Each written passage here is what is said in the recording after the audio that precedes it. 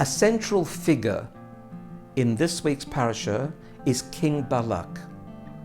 Now, Balak is not a particularly admirable figure.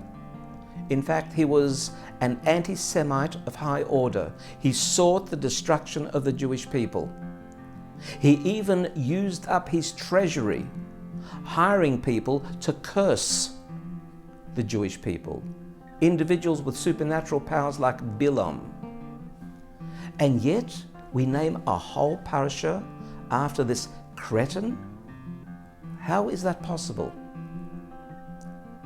Nevertheless, we understand that the world is constantly in a state of flux and change. Nothing remains the same.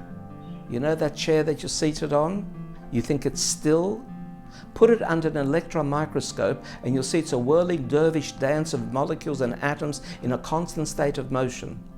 Everything's in motion. Everything is subject to change. People are subject to change. People transform in life. Look at your own life, how you've changed from early years to later years. So what we're learning here is that even someone like Balak has the potential to change and be reformed. That depends on you and me.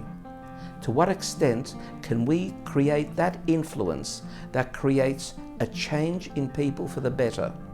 We name the whole Sedra after Balak because even a Balak can become someone much better, as you and I can in our own lifetime.